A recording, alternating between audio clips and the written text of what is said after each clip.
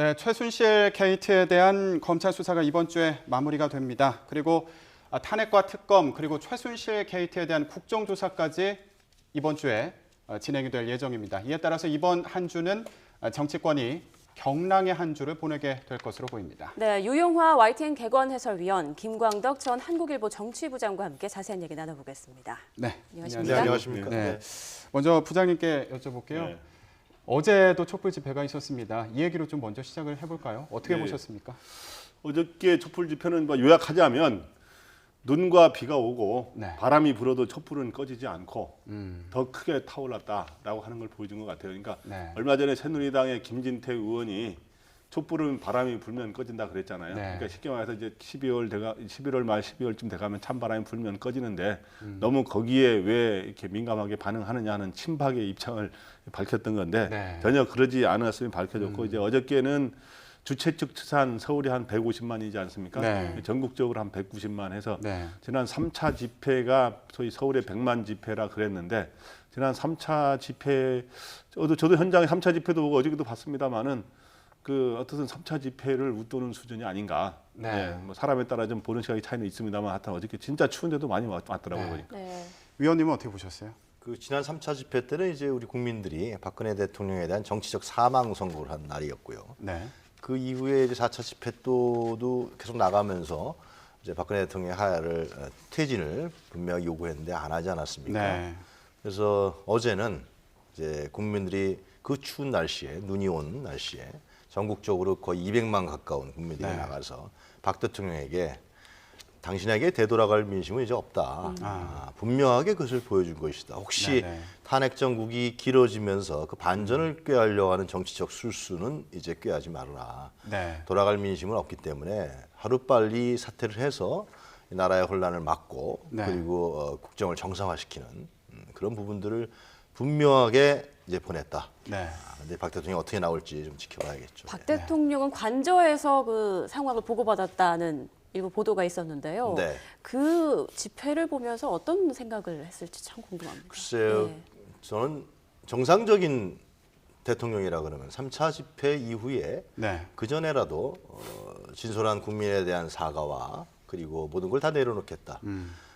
그리고 모든 문제는 이제 국회하고 협의해서 하겠다. 네. 그리고 참 내가 국민에게 진짜 너무나 잘못. 이게 정상적인 거 아니겠습니까? 상식적이고 이런 부분을 박 대통령이 보여주지 않고 있습니다. 네. 그리고 그 3차 집회 이후에도 나오는 각종 의혹, 언론에 의해서 지금 제기되고 있는 네. 각종 의혹들을 보면은 도저히 상식적으로 납득이 안 가는 이건 네. 대통령 문제가 아니라 상식적으로 납득이 안 가는 문제들이 차마 방송에서 얘기하지 못할 만한 그런 얘기들이 막 지금 나오고 있는 거 아닙니까? 지금 현재.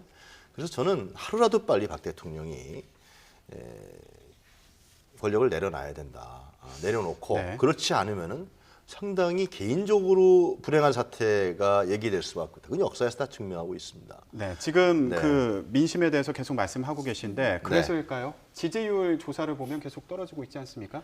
지금 저희가 보여드리고 있는데 대통령 지지율이 4%로 역대 최저치를 경신했다는 소식입니다. 어떻게 네, 보십니까? 지지율이 5%도 역대 최저치죠, 사실은. 그 전에 이제 최저가 1988년에 한국갤럽이라는 여론조사 기관이 계속 정기적으로 조사를 하고 있어요. 주간 단위, 월간 단위로 이렇게 조사를 네. 하고 있는데 그 이후에 대통령 지지율이 옛날 김영삼 전 대통령이 6%가 최저인데 5%가 최저인 게 3주 동안 계속 지속이 되다가 3주가 계속 되면 이제 소위 바닥을 가지고 올라가느냐, 네. 더 내려가느냐 이게 주목이 됐었는데 네. 예, 그 소위 말해서 그래서 박근혜 대통령 측에서는 혹시 네. 샤이 박근혜도 있는 거 아니냐, 혹시 반전의 계기가 있는 거 아니냐 막연한 기대를 했을 수 있는데 네. 어쨌든 뭐 과학적으로는 4%나 5%나 별 차이는 없습니다만은 네. 4% 떨어졌다는 건 뭐냐 하면 이제는 바닥을 치고 올라가기도 굉장히 어려운 상황이 됐다. 그거를 네. 확인시켜줬고 소위 네. 샤이 박근혜라는 사람들도 사실상 거의 없다라고 하는 거를 보여준다는 네. 그러니까 게 특징이 나죠. 샤이 박근혜라는 거는 앞에서는 대놓고 지지는 지금 못하지만 계속 마음속에서 지지를 하고 있는 분들을 말씀하시는 예, 그렇죠. 건가요? 이제 워낙 지금 대통령에 대한 부정평가 90%가 넘지 않습니까? 네. 그러니까 이제 93% 이번에 한 93% 가까이 나온 것 같은데 그러면은 워낙 반대자가 많으면 좀 지지하려는 사람들도 그런 표출을 여론조사에서라든가 어디에서 공개적인 색상의 표출을 못하는 게 나타나는데 네. 그게 이제 소위 샤이 박근혜 이번에 샤이 트럼프라 여론조사에서는 트럼프가 밀렸습니다만은 네네. 트럼프가 실제 대통령이 되지 않았습니까? 이제 그런 걸 빗대서 한 이야기인데 네. 실제로 이제 그러한 샤이 박근혜도 사실상 없다라고 하는 게 이제 드러난 거로 이제 해석을 해야죠. 예, 지금 그래픽에 보면은 지역별 지지도가 나오는데요. 박근혜 대통령의 정치적 고향인 대구 경북은 평균치보다도 낮은 3%가 나온단 말이죠. 네. 이건 또 어떻게 분석할 수 있을까요? 3%라는 건 여론조사에서 표본 오차 플러스 마이너스 5%를 감안하면 예. 마이너스나 요즘은 그래서 이건 마이너스 지지율이다 그런 얘기까지 나올 정도입니다. 네네.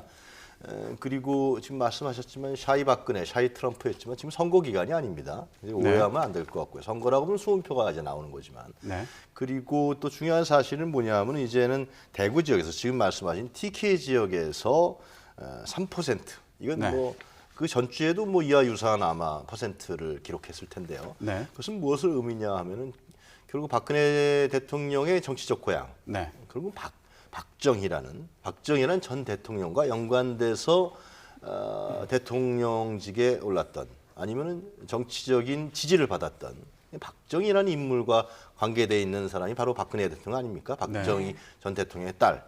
이 문제도 이미 대구 경북에서는 정리를 했다. 아, 그 그림자까지 그 박근혜 대통령의 그림자까지도 없애려고 하는 그런 부분들의 지지율로 볼 수 있다. 이거 뭐 이번 주만 그랬다면 네. 제가 이런 얘기를 못 하겠지만 계속해서 그런 것이고 네. 어제 촛불 집회도 대구에서 상당히 대규모적으로 열렸습니다. 네. 그래서 이런 부분들은 그래서 혹시나 박 대통령이 이후에 탄핵 정국에서 뭐 헌재 재판관이 뭐 2명이 이러면 임기를 마친다든가 아니면은 뭐 기간이 180일 더 걸린다든가 거기서 형사 사건처럼 논쟁을 한다든가 이런 부분 속에서 반전을 기하려고 하는 그래서 민심이 자기한테 돌아오지 않겠냐 이러한 착각과 오해를 하지 말아라. 네. 분명히 대구 경북에서 얘기하는 것입니다. 혹시나 네, 네. 동정심은 나오겠죠. 박 네. 대통령이 정말 눈물 어린 사죄를 하고 국민에게 정말 제가 잘못했습니다. 그리고 모든 걸 다 내놓겠습니다. 그러면 동정심은 대구 경북에서 일어날 수 있다고 봅니다. 네. 그러면 네, 지금 한마디만 네. 얘기하면 이게 대구 경북의 이렇게 지지율이 이렇게 전국 평균보다도 낮은 거는 상당히 이례적인데 네. 그럼 한마디로 요약하자면 기대가 큰 만큼 그 실망과 분노도 더 크게 나타나고 있다 이렇게 볼 수 있습니다. 네, 지금 지지율까지 이렇게 최저치를 기록을 하고 있고 아까 저희가 전해드린 것처럼 이번 주 안에 탄핵안을 이제 상정하려고 지금 뭐 탄핵안을 마련하려고 지금 예. 노력을 하고 있습니다. 그리고 국정조사도 시작이 되고 있어요. 예. 이렇게 청와대 입장에서는 악재가 겹친다고 볼 수 있겠는데 예. 아까 위원님께서 말씀하신 것처럼 박근혜 대통령이 뭔가 돌파구를 마련하려고 하지 않겠냐라는 말씀도 하셨거든요. 그래서일까요?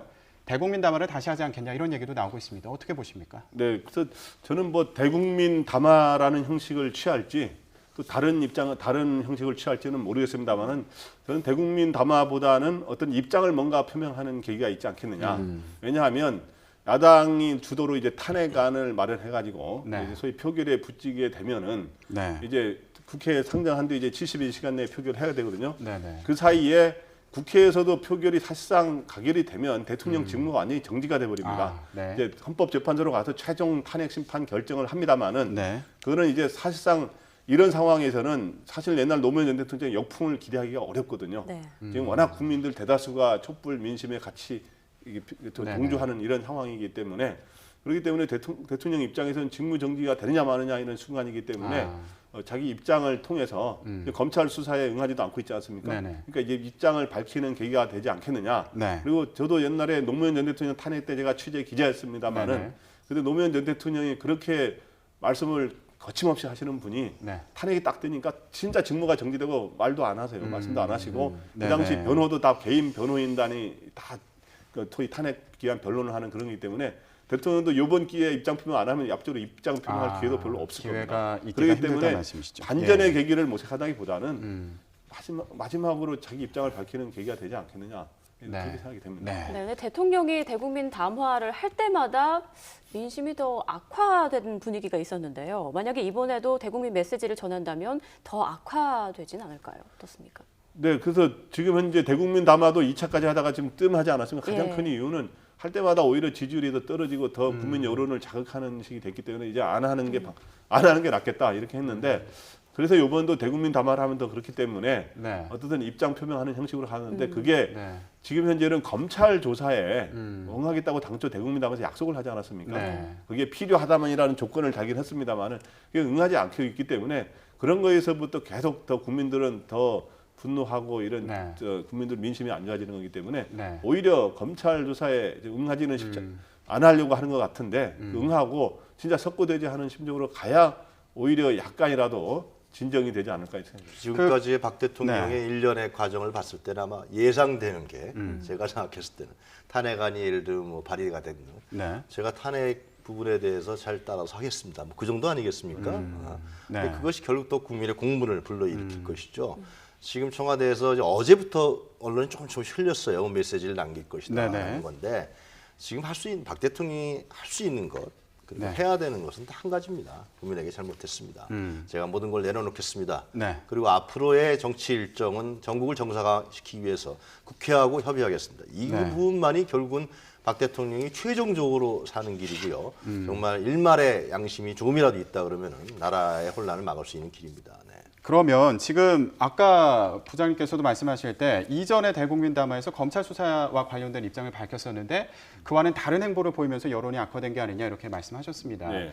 근데 지금 특검과 관련해서도 네. 얘기가 나온 걸 보면 중립적인 특검이라는 용어를 사용했거든요. 이거 두고도 말이 많습니다. 어떻게 네, 보십니까? 그래서 지금 대통령이 말 한마디라는 건 원래 천근같이 지켜야 되는 거 아닙니까? 네. 근데 이제 필요하다면 응하겠다 해서 이제 응하지 않았기 때문에 네. 특검 조사에 이제는 응하겠다. 검찰 조사에 응하지 않는 대신에 그러면서 거기에 살짝 걸친 게 중립적인 특검 조사에 응하겠다. 이렇게 그렇죠. 했기 때문에 중립적이라는 걸 약간 조건으로 단 듯한 그런 느낌이 또 있어서 네. 혹시 이러다가 또 네. 중립적이 아니라는 이유로 특검 조사에 응하지 않을 수도 있는 거 아니냐는 의구심을 낳고 있는 거죠. 그러나 네. 이제 특검 조사에 응하지 않는다면 그 사이에 또 여러 가지 뭐 전국의 변화가 있겠습니다만은 국민들의 입장에서는 이해할 수가 없는 거죠. 그러면 검찰 수사와 관련해서 좀 질문을 드릴게요. 네. 지금 검찰에서는 대면 조사를 계속 요청을 하고 있습니다. 예. 그런데 이걸 결국 또 받아들이지 않을 가능성이 높아 보이는 상황인가요? 어떻습니까? 근데 이미 변호사를 통해서 응하지 네. 않겠다 그랬기 때문에 네. 박 대통령이 이런 부분은 또 원래 말한 대로 하잖아요. 그래서 네. 검찰 조사에 응할 가능성은 거의 없다고 보이고요. 네. 검찰이 지금 뭐 그래서 여러 가지 압박을 가고 있지 않습니까? 검찰이 특검에 넘기기 전에 꼭 해야 될 일 하나가 대통령 대면 조사예요. 그래서 우리가 스모킹 건 같은 거를 갖고 있다, 결정적인 물증을 갖고 있다 이렇게 하면서 뭐 10초만 틀어줘도 그걸 보여줘도 대통령에 대한 이제 국민의 어떤 촛불이 또 오히려 횃불로 변할 수 있다 이렇게 압박을 가고 있는데 그럼에도 불구하고 청와대는 대통령은 조사에 응하지 네. 않으려고 하는 것 같습니다. 근데 지금 피의자 신분으로 입건을 하지 않았습니까? 이런 가운데서도 계속 거부를 하는 게 가능한 건가요? 어떻게 보십니까? 그러니까 우리나라의 대통령제가 네. 제왕적 대통령제가 얼마나 문제가 심각하다는 걸 다시 한번 보여주는 것이죠. 그리고 지금 청와대에 앉아서 지금 검찰 조사를 거부하고 있는 것이 용인되고 있는 거 아닙니까? 그것은 네. 헌법에 있는 대통령은 형사소추를 제2특주에는 받지 않는다. 이거를 이제 이용하는 것인데 네. 결국은 특검은 저는 받을 거라고 생각합니다. 네. 그거는 임명한다는 것이 거부한다는 그 조항은 없어요. 특검법에. 근데 그 두 명이 올라왔을 때 후보군 두 명이 올라왔을 때 임명을 하지 않을 수도 있는 거 아닌가요? 연기를 지연을 하겠죠. 아, 네. 거부권이 없어요. 그 대통령에게. 그리고 중립적이라는 말도 상당히 웃기는 얘기죠. 네. 지금 이게 여야 정쟁에 의해서 이루어진 게 아니잖아요. 박근혜 대통령 대 국민의 관계란 말이죠. 네네. 그러면 그 법사위에서 이제 어느 의원이 그 중립적이지 않다. 내 의원이 정확히 이름이 생각이 안 나는데요. 그런 얘기를 했는데 네. 지금 그러면은 새누리당의 친박에서 추천하는 특별 검사를 추천해야 됩니까? 그건 중립이라는 용어는 거기서 쓰는 것이 아니거든요. 그렇기 때문에 박 대통령이 이걸 또 거부한다 그러면은 어제 분노한 민심이 하여튼 더욱더 오래 가겠죠. 하여튼 오래 가고 네. 더 격한 행동과 더 격한 구호가 네. 나올 수밖에 없다 저는 생각합니다. 예. 네. 네. 자, 오늘도 차은택 씨랑 송성각 전 한국콘텐츠진흥원장이 재판에 넘겨졌단 말이죠. 네. 네. 그런데 차은택 씨 공소장에 또 박근혜 대통령이 언급이 됐습니다. 그렇습니다. 예. 이거 참 어떻게 보면 치졸한 것이죠. 이권을 개입한 겁니다. 네. 검찰에서 얘기한 것은 광고를 주라는 거 아닙니까? 네. 광고를 줘라. 그리고 또 KT의 광고 담당하는 이사를 이 사람을 써라라는 겁니다. 네. 결국은 결국 이권 개입이죠. 네. 결국 이권 개입인데 저는 이 대목을 보면서 과거에 전에 K스포츠 재단이라는 미르재단 이런 부분들 속에서 박 대통령과 최순실이 어떤 구상을 했느냐. 네. 그래서 결국 이권은 결국 돈이랑 연결되는 거 아닙니까? 네. 그러면은 예를 들면 문화 쪽에서의 문화 융성 사업을 통해서 상당 부분의 정부 예산을 사실상 끌어냈고 네. 진행하고 있었고 네. 체육도 평창 동계올림픽에 차분차분 가다가 이번에 막혀버린 거거든요. 네. 그럼 그 많은 돈을 예를 들면 제가 보면 2만 원 돈을 걷어낸다면 또 재벌들에게 네. 또 700억 이상을 받아냈고 이런 부분은 결국은 조 단위가 넘을 거라고 생각하는데 결국 이것은 우리가 일반적인 상식으로 정치 상식으로 봤을 때 박 대통령이 퇴임 이후를 대비한 것이죠. 퇴임 이후에 정치를 하겠다. 퇴임 이후에 어떻게 하겠다. 이런 부분들을 대비하지 않고는 도저히 해석이 안 되는 부분이죠. 뭐 최순실의 종단을 만들어주는 것도 아니었잖아요. 네. 지금 저희가 그래픽으로 이제 공소장의 내용을 보여드리고 있는데 안종범 정책수석 같은 경우에 대통령으로부터 이제 최순실 씨의 측근인 거죠. 측근을 KT에 채용될 수 있도록 연락하라는 지시를 받았다. 그리고 최순실 씨가 실소유주인 그 광고 회사가 KT 광고 대행사로 선정될 수 있도록 하라는 지시를 대통령으로부터 받았다. 이런 내용이 지금 공소장에 들어있는 거거든요. 네, 저거 두 가지뿐만 아니라 한두 가지가 더 있는데 또 하나는 그 포스코 산하 계열사인 광고 대행사 포레카 이거를 이제 그 매각을 하는 과정에서 네. 이제 결국에 차은택 씨한테 가도록 네. 그래서 사실상 그러니까 대통령은 그렇게 명시하지는 않았습니다만은 대기업이 안 넘어가게 잘 살펴봐라 이렇게 한 말은 네. 차은택 씨 쪽으로 가도록 사실상 도와주라는 뜻으로 되는 거거든요. 네. 그래서 어떻든 이런 식으로 상당히 이권과 관련된 문제에 대해서 대통령이 네. 경제 수석한테 네. 이렇게 지시를 도와주라고 지시를 하는 거는 네. 사실 대통령 이게 다 사실이라면 대통령으로서 사실상 해서는 안 될 일이고 네. 바로 그러면은 왜 이러한 이 돈과 돈을 결국에 버는 광고 대행사를 지원해주는 셈인데 결국에는 무슨 목적으로 이렇게 했느냐 하는 아까 네. 좀 이야기했지만 네. 의구심을 갖게 될 수밖에 네. 없는 거죠. 그렇다 보니까 지금 검찰에서는 대면 조사를 계속 압박을 하고 있는 상황입니다. 예, 이 부분은 아까 말씀하신 것처럼 결국에는 조사가 이루어지지 않을 가능성이 높아 보이는 그런 상황인데 그렇죠. 근데 예. 검찰은 그래서 사실상 이번 달 말까지가 검찰 조사의 시기라고 봐야 되고 이제 특검이 이달 말에 임명이 되거든요. 그럼 네. 사실상 내달 초부터는 특검 수사로 넘어가기 때문에 네. 지금까지 수사 기록들을 사실 다 넘겨주면서 바톤 타치를 사실 하게 돼요. 그렇기 때문에 이제 검찰은 그동안 처음에는 우병우 수석이 뭐 다른 건으로 가서 조사받을 때 가서 팔짱 끼고 웃는 모습 나서 완전 검찰 신뢰가 땅에 추락할 그렇죠. 뻔하지 않았습니까? 예. 근데 그 이후에 여러 가지 지금 청와대와 대통령을 압박할 정도로 이렇게 수사에 나서고 네. 있는데 지금도 이제 남은 과제는 세 가지가 있어요. 대통령 대면 조사, 네. 그 다음에 대통령이나 이제 이런 사람들을 또 이 최순실 같은 관련자들 뇌물죄로 과연 기소를 하느냐. 또 하나는 지금 새로 이제 나오고 있습니다만은 우병우 전 수석을 과연 네. 이 문제와 최순실 씨와 관련해서 네. 예를 들어서 뭐 직무유기 같은 거로 그거를 방조라든가 묵인했다는 거로 과연 사법 처리를 해야 되느냐 하는 네. 이 세 가지 과제 앞에 지금 놓여 있습니다. 대면 조사는 이미 물 건너갔고요. 네. 그래서 지난주에 결정된 문제고요. 그리고 검찰에서 지금 국민이 요구하고 있는 건 소환을 하라는 것이죠. 네. 검찰 소환. 이 문제를 과연 검찰이 이번 주에 그것을 할 것인지 어떻게 할 것인지 소환장을 보내야 될 거 아닙니까? 네. 피의자인데 네. 피의자인데 안 나오잖아요. 그럼 소환을 해야죠. 네. 그것이 형사소추권이 제출중에 안 된다. 불소추 특권을 갖고 있기 때문에 안 된다 그러는데 네. 전에도 대통령에 대한 수사 문제에 있어서 수사를 할 수 없다. 예를 들면은 그런 얘기가 있었어요. 그러다 결국 국민 여론에 입각해서 밀려서 수사를 했단 말이죠. 네. 이제 검찰이 어떤 선택을 하느냐라는 문제는 검찰 소환 문제는 달려 있다고 봅니다. 네. 대면 조사는 이미 안 한다 그랬어요. 네. 네. 그거 검찰이 자꾸만 얘기할 이유는 없어요. 네. 그러면은 그 부분 이제 앞으로 지켜봐야 될 것 같고 지금 아까 부장님께서 말씀하실 때 우병우 전 민정수석 얘기가 나왔습니다. 그런데 오늘 그 차은택 씨가 이제 재판에 넘겨지면서 변호인이 기자회견을 열었는데 거기에서 이런 얘기가 나왔어요. 차은택 씨가 우병우 전 민정수석의 장모와 골프를 친 적이 있다는 이제 얘기가 이전에 있지 않았습니까? 예. 이게 맞다라고 예. 얘기를 했고요. 예. 그리고 김기천 전 비서실장의 경우도 최순실 씨의 소개로 만났다. 그러니까 예. 이미 알고 있다는 얘기잖아요. 예. 근데 이전에는 김기춘 전 비서실장 같은 경우에는 최 씨를 모른다고 얘기했었거든요. 이 부분은 어떻게 근데 보십니까? 이번에 그래서 이제 굉장히 새롭고 중요한 사실이 밝혀졌는데 차은택 씨 변호인이 왜 이런 걸 밝혔는지는 모르겠습니다. 네. 뭐 이렇게 해서 거의 플리바게닝해서 이제 소위 플리바게닝이라고 차은택 씨가 사실을 밝힘으로 해서 약간 형량을 네. 줄이는 그런 플리바게닝이라는 말이 네. 있는데 그런 것 때문에 밝힌 건지 또 진실을 밝혀서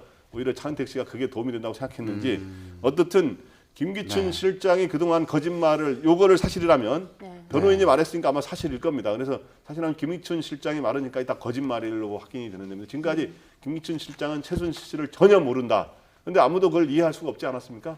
근데 이번에 최순실 씨 지시로 차은택 씨가 그것도 대통령 비서실장 공간에서 김기춘 전 비서실장과 당시 김종 전 문화부 차관을 만났다. 네. 이게 있다는 게 또 하나는 우병우 수석도 사실은 지금 뭐 공개적으로 많이 언급하지는 않았습니다. 최순실 씨를 모른다는 식으로 해왔었는데 최순실 씨하고 네. 우병우 전 수석의 장모하고 같이 골프를 차은택 씨가 쳤다고 했기 때문에 결국에는 우병우 전 수석이 민정비서관의 임명과 네. 그다음에 민정수석으로 승진하는 과정에서 결국에는 그 장모를 통해서 최순실 씨의 입김이 혹시 작용하지 않았느냐 네. 하는 이런 의혹을 낳게 충분한 거고 예. 결국엔 그런 거에 대해서 우 수석이 최순실 씨의 이러한 비행위를 혹시 알면서도 덮거나 하여튼 묵인 방조할 수 했다는 의혹을 받을 수밖에 없는 거. 그래서 이게 오늘 진술이 있었기 때문에 검찰은 이걸 계기로 일단 김기춘 전 비서실장과 우병우 전 수석에 대한 수사를 네. 일단 빠른 시일 내에 철저히 할 필요는 있다고 생각합니다. 김기춘 전 실장은 박정희 대통령 때 주요 요직에서 활동한 사람입니다. 지금 나오는 얘기가 최태민과 최순실 그리고 박근혜로 이어지는 관계 아닙니까? 네. 실제로 그냥 김기춘 그 전 실장의 우리의 그 행로를 잘 볼 필요가 있는 것이죠. 어떻게 대통령 비서실장으로 됐느냐라는 네. 문제가 있어요. 네. 그렇기 때문에 본인은 모른다고 하지만 하나하나 지금 양파 껍질은 박혀지잖아요. 네. 어떻게 비서실장을 갔느냐. 네. 그리고 사실상의 그 비서실장 있을 때 최순실의 행각들과 국정농단이 이루어졌었단 말이죠. 네. 이런 점에서 착안해서 보면은 김기춘 전 실장이 단순하게 그냥 형식적인 비서실장을 했느냐 아니면 저 깊이 일발부 대했고 네. 같이 한 그룹에서 네. 비서실장을 했느냐 이런 부분들을 우리가 충분히 예측할 수 있는 거죠. 네. 자, 또 이번 주는 최순실 게이트에 대한 국정조사에 돌입하게 되지 않습니까? 뭐 차은병원, 김영재 의원 등 현장 방문도 예정돼 있는 걸로 전해지고 있는데요. 검찰 조사가 진행되는 가운데 국정조사가 또 진행되면 이게 얼마나 잘 밝혀질 수 있을까? 지금 이런 박근혜 소리가 있거든요. 대통령이 예. 물러나지 않고 버티고 있지 않습니까? 그러면은 전방위적인 압박을 해야 됩니다.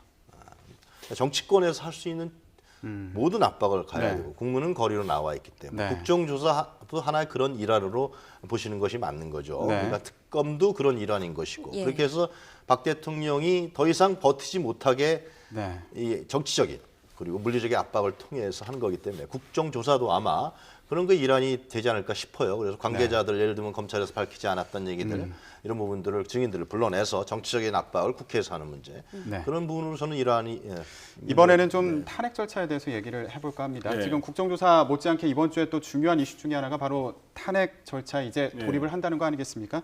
그런데 지금 야당만으로는 사실 탄핵안 처리가 불가능합니다. 그렇죠. 예, 여당의 협조가 지금 불가피한 상황 아닙니까? 어떻습니까? 네, 그래서 지금 정확하게 말하면 국회 재적 의원 300명인데 그 중에 네. 3분의 1, 200명 이상이 네. 해야 국회에서 가결이 되거든요. 네. 그러면 이제 대통령 직무가 정지가 되고 네. 이제 저희 헌법재판소의 탄핵 심판으로 넘어갑니다. 그런데 이제 현재 야당 의원 이번에 탈당한 김용태 의원 무소까지 합치면 172명이기 때문에 네, 그렇죠. 새누리당이 28명 이상이 찬성을 해줘야 되는데 결국엔 새누리당 비주류 의원이 찬성을 해줘야 된다는 의미죠. 그래서 네. 새누리당 그 비주류 의원 그 찬성하는 사람 숫자는 적지만 이 사람들이 찬성하지 않으면 가결이 안 되는 거거든요. 그렇기 때문에 소위 새누리당 비박계가 이번에 이 과정에 이 탄핵 문제에 관해서는 소위 캐스팅 보트를 쥐고 있는 네. 네. 중요한 변수로 등장한 겁니다. 네, 그런데 네. 비박계에서 찬성하는 의원이, 그러니까 탄핵에 찬성하는 의원이 지금 뭐 40명 정도 된다라는 얘기가 나오고 네. 있는데요. 그런데 이게 비공개 투표이기 때문에 이게 고스란히 투표로 이어질지 약간 의구심이 들기도 하네요. 네, 그렇죠. 이제 예. 사실 이 모든 선거는 또 항상 이변에 우리가 총선 때도 그렇지만 선거라는 거는 또 민심이 반영이 되는 측면이 있으면서 또 네. 상당히 이변이 있을 수가 있는 네, 거거든요. 그렇죠. 그래서 이제 그렇기 때문에 지금 야당에서는 좀 만약 자칫 이게 좀 착오가 생기면 안 되지 않습니까? 네. 그러면 전국에 또 엄청난 또 여러 가지 소용돌이가 치기 때문에 네. 야당에서는 오히려 명단을 달라 지금 그러고 있어요. 분명히 밝혀라 네. 그런 입장을 하고 있는데 네. 오늘 그 새누리당 비주류 의원들은 우리가 탄핵 찬성은 담보해 줄 테니 이름은 밝힐 수 없다. 네. 그런데 이제 분명히 찬성은 될 거다. 가결은 될 거다 하면서 지금 30여 명 설부터 시작해서 40여 명 설, 또 많으면 60명 설이라 있는데 사실 네. 그것도 지금도 새누리당 친박계와 청와대가 굉장히 설득에 나서고 있더라고요. 제가 의원들 얘기 들어봤더니 네. 청와대 수석급 인사가 막 전화해서 계속 막 설득하고 이렇게 하는데 그러니까 뭐 청와대가 옛날만큼 동조하지 마라 뭐 이런 얘기 힘이 거예요? 없습니다만은 예. 그래도 그 현재 막판 변수는 있는 거예요. 지금 가결 될 가능성이 현재 높습니다만은 네. 그렇기 때문에 오늘 그 남경필 지사 등 미리 탈당한 사람들이 네. 야 빨리 탈당해라. 그래야 확실하게 탄핵이 가결이 된다. 이렇게 네. 나오고 있는 거죠. 그렇죠. 저는 명단을 공개해야 된다고 생각합니다. 유주리 의원들이 네. 자기 자신들이 탄핵에 찬성한다고 하면서 명단을 공개하지 않는 이유를 도통 모르겠습니다. 그래야 믿는 것이죠. 그렇지 네. 않으면 탈당을 해야죠. 그리고 미주루에 있는 의원들이 선결해야 될 과제가 뭐냐면 대통령 탈당을 추진해야 됩니다. 안 되면 출당을 해야 네. 되고요. 그리고 지도부 사퇴 문제, 비대위 구성 이런 부분들이 선결적으로 과제가 돼야 국민들은 새누리당의 비주류 의원들이 탄핵 소추에 찬성할 것이다. 그렇게 믿을 수 있는 거죠. 명단도 공개하고. 네. 그렇지 않으면 그분들이 과연 12월 9일 날 할지 언제 할지 모르지만 지금 어떻게 믿을 수 있겠습니까?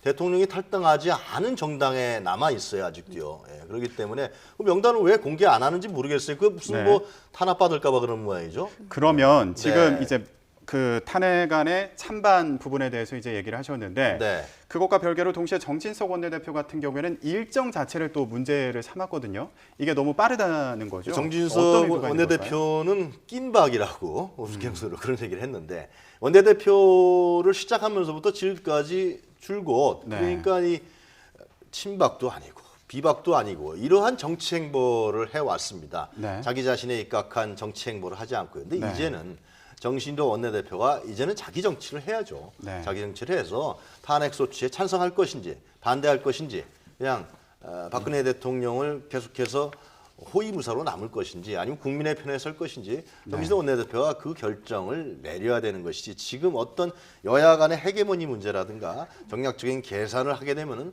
새누리당은 더욱더 국민으로부터 외면당할 것이라고 보여집니다. 그러면 지금 마지막 질문 드릴게요. 네. 네. 지금 저희가 여권 얘기를 계속 했는데 야권 얘기를 좀 해보도록 하겠습니다. 지금 야권에 탄핵안을 같이 추진은 하고 있지만 입장이 좀 다른 것 같아요. 민주당 같은 경우에는 추미애 대표가 부역자들이라는 표현을 그렇죠. 썼고 그런 당과는 손을 잡을 수 없다 이렇게 얘기를 했습니다. 네. 하지만 또 박지원 국민의당 비대위원장의 입장은 또 다르거든요. 이런 상황은 어떻게 보십니까? 네, 박지원 비대위원장은 부역자라 그러니까 악마와도 손을 잡아야 된다. 힘든 고개를 넘을 때는 네. 그렇게 해서 정반대 이야기를 했죠. 근데 왜 이렇게 다른 이야기를 하느냐? 조금 차이가 아니에요. 굉장히 큰 야권의 입장 차이가 드러나고 있는 건데 뭐냐 하면 지금 현재 이번에 비박들이 탄핵을 찬성한 뒤에 탄성하는 또 과정에서 네. 소위 국민의당 등 제3지대 또는 이 야권 더불어민주당의 비문재인 세력들하고 물밑에서 네. 개헌을 탄핵만 처진하면 바로 개헌 국면으로 들어갑시다. 그래서 개헌을 고리로 한 정치적 연대를 할 가능성이 있다고 보는 거죠. 그러면은 개헌 줄다리가 벌어지게 되면 네. 소위 지금 현재 대선에서 선두주자인 문재인 전 대표는 개헌에 부정적이지 않습니까? 네. 그러나 나머지들은 심지어 친박까지 네. 대부분 다 개헌에 찬성하는 입장이기 때문에 개헌 논의로 전선이 형성되면 굉장히 문재인 대표 세력이 유리하지 않다 이렇게 보고 여기에서 상당한 입장, 소위 국민의당 대 비박 그리고 더불어민주당 사이에 긴장이 흐르고 있는 그러면 마지막으로 이런 상황에서 지금 탄핵안 처리가 잘 이렇게 무리 없이 이루어질 수 있을까요? 어떻게 보십니까? 저는 탄핵도 하나의 박근혜 대통령을 사퇴시키기 위한 중요한 압박 수단이라 보여지는 것이고요. 네. 그리고 저는 야당 얘기를 하셨을 때 과연 이 국면을 정확히 보자고요. 이렇게까지 오는 국면에서 야당이 한 일이 무엇이 있나요?